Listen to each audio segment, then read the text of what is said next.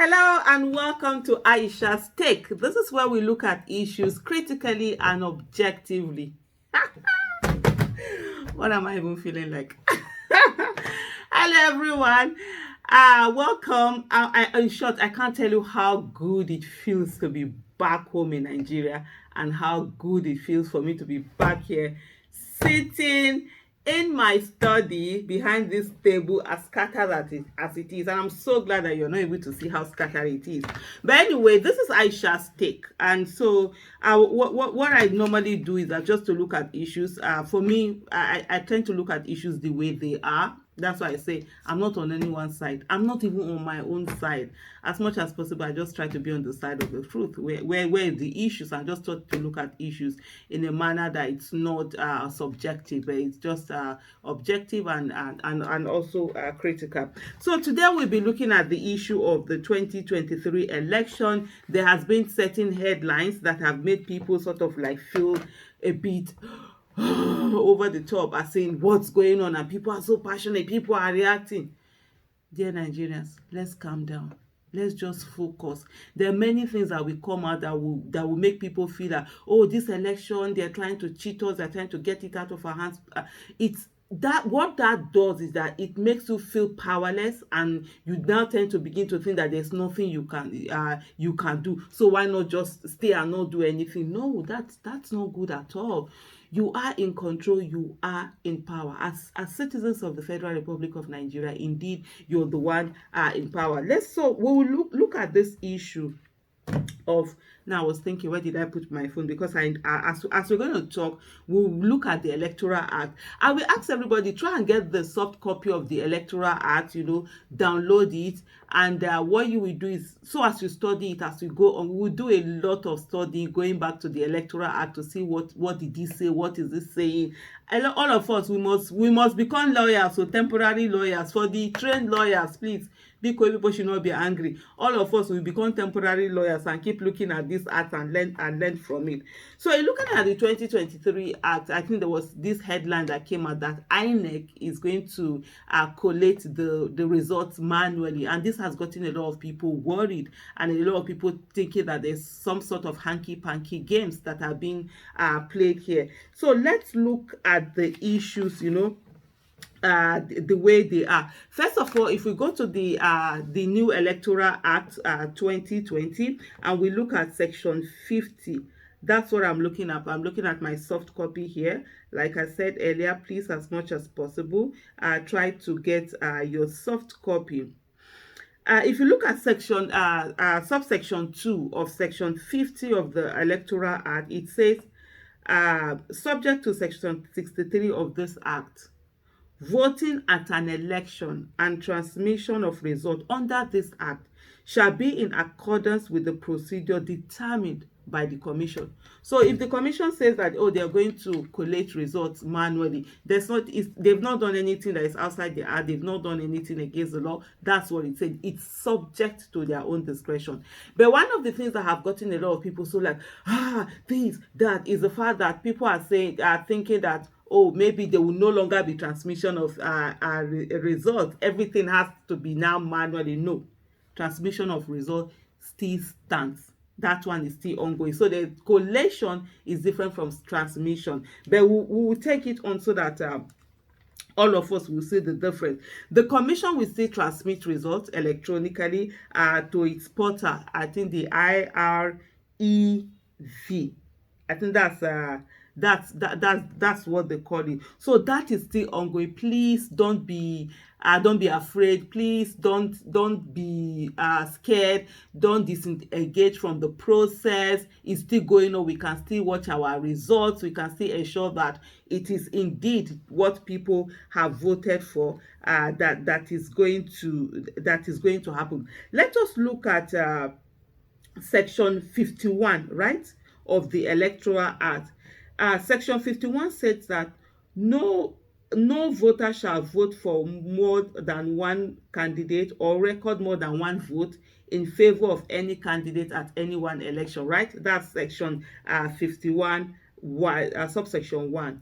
Subsection 2 says, where the number of votes cast at an election in any polling unit exceeds the number of accredited voters in that polling unit, the presiding officer shall cancel the result of the election in that polling unit. So that fear that people have, this sort of like takes care of it.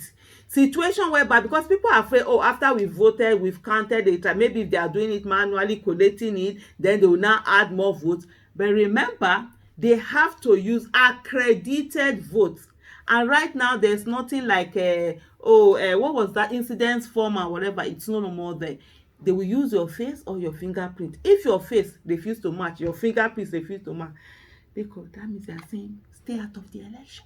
Abi, is that not what is going to happen? But on a more serious note, this allays the fear that a lot of people have, that oh, maybe when they are collating it manually, they will add more figures. The moment the votes counted, the result exceeds the accredited vote, the election is going to be cancelled. So that sort of like, so that fear that people have, please just let it go. Focus on the election, focus on your candidate, focus on ensuring that you're talking to people and getting people to understand, to vote for candidates with competence, character, and capacity across all board.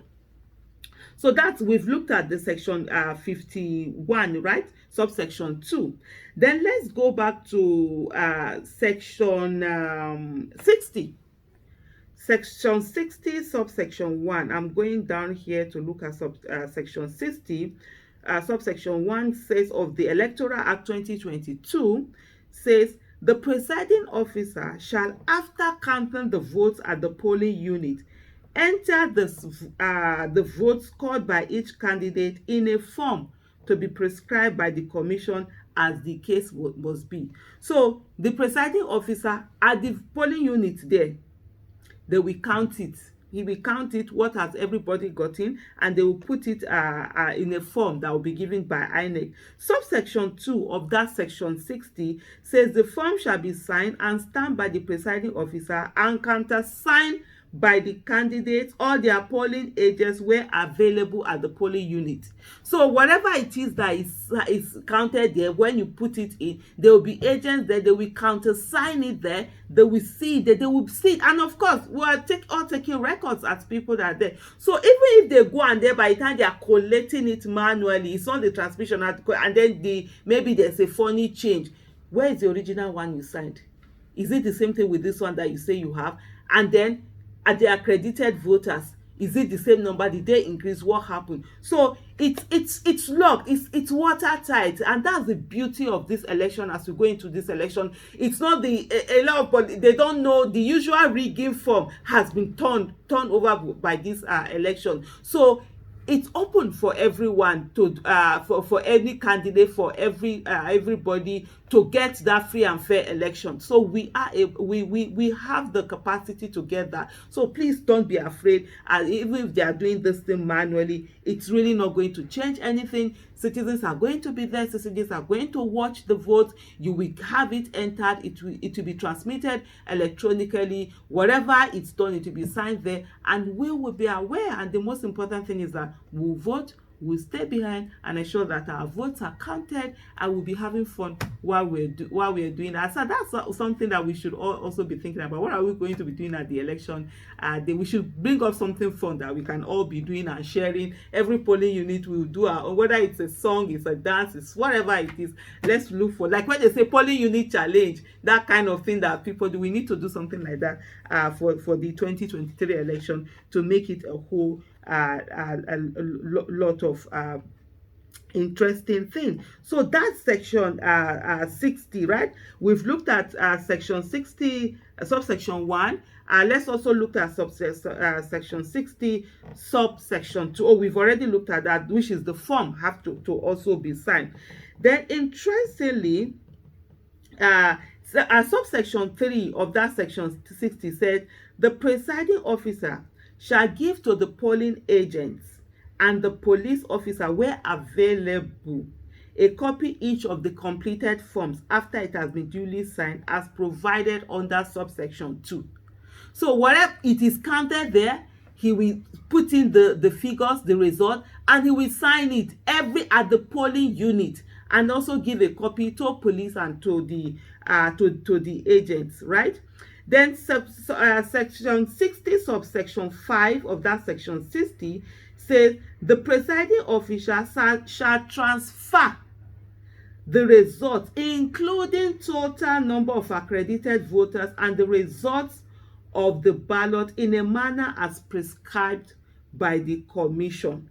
So that's what we have now. So in a manner as prescribed by the commission. So if it's saying manually, it needs to do the collation manually and all of that. Well, the INEC is still within it. But you see a lot of things that have been put in place. And then finally, as subsection 6 of that section 60 says, a presiding officer who willfully contravenes any provision of this section commits an offence and is liable to conviction to a fine not more than 500,000 or imprisonment for the term of at least 6 months. Any presiding officer that does not follow this, what the section has said, is committing a crime. And then of course you see what is in there. But the most important thing is that whether there's manual collation, the presiding officer will not be able to change things, and people will be there to see what are the results, that have already been put in line. And so these are things that we should not be afraid. People should not be afraid. I know there is a bit of not enough confidence in INEC, in the umpire, but we'll keep watching. And I think INEC has been doing so much, and even this information, it's in line with it, which is to come out and say to the people, this is what we're working on. But sometimes the way the headlines come out, you will think that something sinister is being done, they're doing some. No, it's just sometimes journalists just put these headlines there. So I'm saying to you, do not be afraid, do not be scared, just focus on getting those candidates with competence, character, and capacity, the votes that they need to get into office. Finally, I'm going to look at section 62 of the Electoral Act 2020. That's subsection 2. It says the commission shall comply, maintain, and update on a continuous basis a register of election results to be known as the National Electronic Register of Election Results, which shall be a distinct database or repository of polling units by polling unit results, including collated election results of each election conducted by the commission in the federation, and the register of the election results shall be kept in electronic format by the commission at its national headquarters.